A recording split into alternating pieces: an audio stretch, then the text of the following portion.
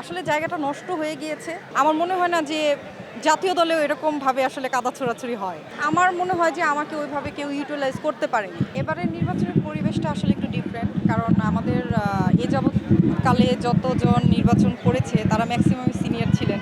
তো এবার হচ্ছে আমরা সিনিয়র কাউরে পাচ্ছি না ওইভাবে। যেমন সিনিয়রদেরকে অনেক মিস করছি। মিশা ভাই, ডিপজল ভাই, রুবেল ভাই এরা ছিলেন। এবার হয়তো ওনারা হাল ছেড়ে দিয়েছেন যে এবার জুনিয়রদের দিয়ে দেই, দেখি ওরা কি করতে পারে। তো এবার তো আসলে দুইটা প্যানেলই একটু নতুনভাবে গঠন হয়েছে। কারণ হচ্ছে একটা হচ্ছে শিবাশানু জয় চৌধুরী, এখানে ম্যাক্সিমামই হচ্ছে জুনিয়ররা, ইভেন মুক্তি আপু, আরমান ভাই প্যানেল। তো ওখানেও আসলে মিক্সিং ভালো লাগছে অনেক। কারণ এইবার নির্বাচনের উপর ডিপেন্ড করছে পরবর্তী নির্বাচনগুলো কিভাবে কি হবে। আর আমি অনেক বেশি আশাবাদী যে যোগ্য প্রার্থী যে সেই আসবে। যেহেতু আমাদের একটা শিল্পী সমিতি আছে, তো সেটাকে তো আসলে টিকিয়ে রাখাটা দরকার। এটার জন্য অবশ্যই নির্বাচন করতে হবে, ক্যাবিনেটে কাউকে আসতে হবে। এখন সিনিয়ররা যদি না আসে, তাদেরকে তো আসলে জোর করে আনা যায় না। হ্যাঁ, তো আমরা তো সবসময় চাই যে সিনিয়ররা থাকুক, কিন্তু এটাও ঠিক যে সিনিয়ররা তো সবসময় সব কিছু করতে পারবে না, বা সবসময় তারা থাকবেও না, কারণ তাদের এইজ হয়ে গিয়েছে। একটা সময় তারা দাপিয়ে কাজ করতো, এখন তারা হয়তো কাজও কমিয়ে দিয়েছে।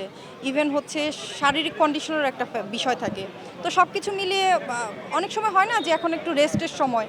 এখন জুনিয়র যারা আছে তারাই হাল ধরুক, কারণ সব সময় কিন্তু ইন্ডাস্ট্রিটা একজনের হাতে থাকে না, সেটা হিরো হোক বা ক্যাবিনেটের মেম্বার হোক। তো আসলে ভিন্নতা আসা দরকার, ভিন্নতা আসছে, দেখা যাক। যেহেতু এবার একটু চ্যালেঞ্জিং দুইটা প্যানেলের জন্যই, তো এবার নির্বাচিত কারা হয় জানি না। এরপরে হওয়ার পরে কার্যক্রমগুলো, তাদের কার্যক্রম দেখলেই আসলে বোঝা যাবে যে এরা যোগ্য কি অযোগ্য। আমাদের অতীতে যেই অভিজ্ঞতা আছে, আসলে অনেক বেশি কাদা ছোড়াছুড়ি হয়েছে। এতে করে যেটা হয়েছে, মানে আমাদের শিল্পীদেরই কিন্তু ক্ষতি হয়েছে। কারণ আমাদের শিল্পীদের প্রতি মানুষের যে একটা ভালোবাসা বা একটা সম্মান ছিল, সেটা আমরা নিজেরাই নষ্ট করে ফেলেছি কাদা ছোড়াছুড়ি করে। মানে এমন একটা সিচুয়েশন, বিশেষ করে জায়েদ খান নিপুণ যেই সময় হচ্ছে নির্বাচন করেছে, ওই সময় এত বেশি কাদা ছোড়াছুড়ি হয়েছে। আমার মনে হয় না যে জাতীয় দলেও এরকমভাবে আসলে কাদা ছোড়াছুড়ি হয়।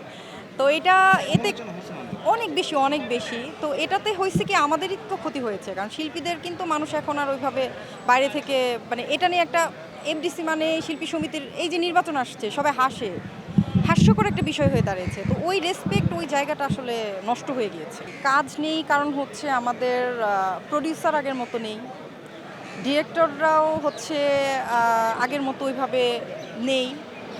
আর সবচেয়ে বড় যে সমস্যাটা হয়েছে, সিনেমা হল কমে গিয়েছে অ্যান্ড বাইরের শিল্পীগুলো ঢুকে গিয়েছে। কারণ ম্যাক্সিমাম সিনেমা কিন্তু বাইরের হচ্ছে, মানে সাকিব ভাই কেন্দ্রিক যেগুলো হচ্ছে, সেগুলো কিন্তু দেখা গেছে বাইরে থেকে ইনভেস্টর বাইরের, শিল্পী বাইরের। তো বাইরের থেকে যদি শিল্পী এনে কাজ করা হয়, এমনিতেই আমাদের দেশে কাজ হচ্ছে না, সেইখানে কিভাবে শিল্পীরা কাজ করবে?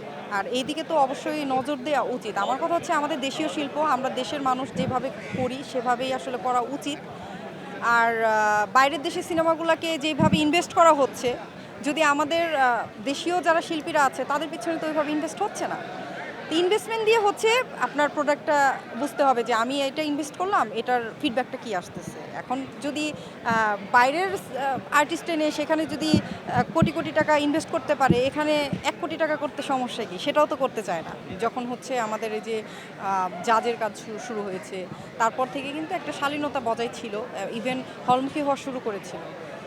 আর হ্যাঁ, এটা ঠিক। কারণ হচ্ছে জেনারেশনের সাথে তাল মিলিয়ে তো আর মানুষকে কাজ করতে হবে। মানুষের জেনারেশনের সাথে রুচি চেঞ্জ হয়, মানুষের চাহিদা চেঞ্জ হয়। তো আমাদের আসলে এফডিসি কেন্দ্রিক অনেক সিনিয়র ডিরেক্টর আছেন, তারা অনেক সম্মানীয়। তারা একটা সময় অনেক বেশি দাপিয়ে বেরিয়েছে, হিট হিট সিনেমা উপহার দিয়েছেন। কিন্তু হয় কি, মানে এখনকার জেনারেশন তো বুঝতে হবে যে কারা আসলে সিনেমা দেখছে, কারা হলমুখী। তাদের রুচিটাকে আসলে রুচির সাথে তাল মিলিয়ে কাজ করতে হবে। কিন্তু আমাদের সিনিয়ররা ভালো ডিরেক্টর, বাট তারা আসলে ম্যাচ করতে পারছে না। দ্যাটস ওয়াই আসলে এই ল্যাকিংসটা তৈরি হয়েছে।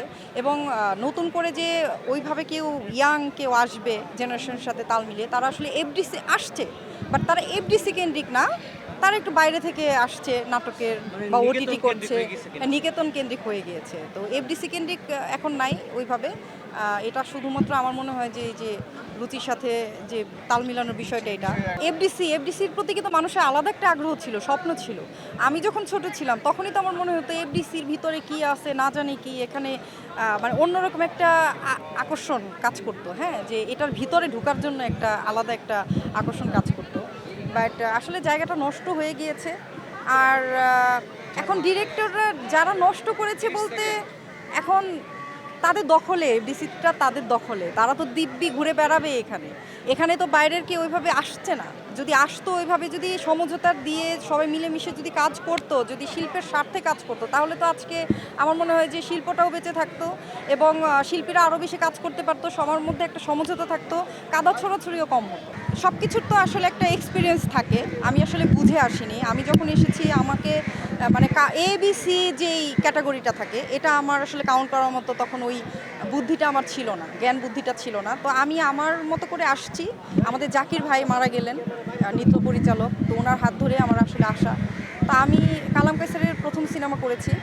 এরপরে আসলে কোন ডিরেক্টর কী, কার অবস্থান কোথায়, কোনটা করলে আমার কেরিয়ারে অ্যাফেক্টেড হবে, কোনটা করলে ভালো হবে, এটা আমি আসলে বুঝতে পারিনি। প্রোডাকশন হাউস যে বিষয়, কোন প্রোডাকশন হাউসে গেলে কী হবে। তো আমি আমার মতো করে কাজ করে গেছি, যে অফার করেছি সেভাবে কাজ করেছি। আমি মনে করি যে আমার একটু দোষ আছে যে আমি এই জিনিসগুলো বুঝতে পারিনি। বাট মানুষ তো আসলে এসেই শিখে না, বোঝার জন্য তো একটা সময়ের দরকার হয়। সম্ভাবনাময়ী এটা অনেকেই বলেছে। যখন আমি আসি তখন আমাকে নিয়ে অনেক বেশি হাইপও ছিল, কিন্তু আমার মনে হয় যে আমাকে ওইভাবে কেউ ইউটিলাইজ করতে পারেনি।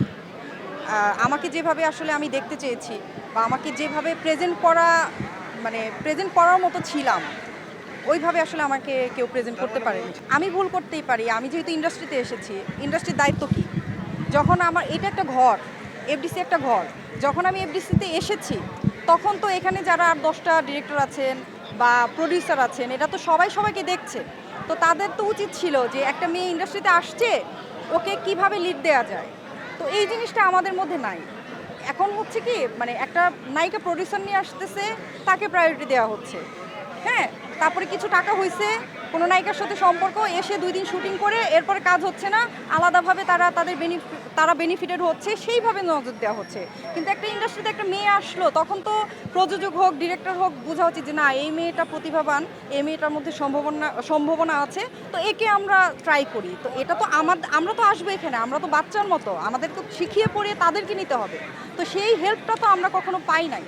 এটা নিজে থেকে তো আমাদের ওই জায়গাটা থাকে না যে আমি আসলে কি করব। যখন আমরা স্কুলে ভর্তি হই, আমরা তো টিচার যখন শিখাবে তখনই তো আমরা শিখবো। আমি তো যদি শিখতাম, আমি জানতাম, তাহলে তো আমি সেখানে যেতাম না।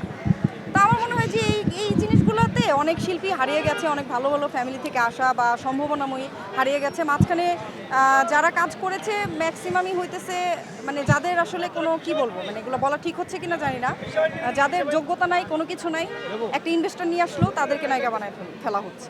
তো এটা আসলে ইন্ডাস্ট্রিতে আরও নষ্টের কারণ হয়ে দাঁড়িয়েছে।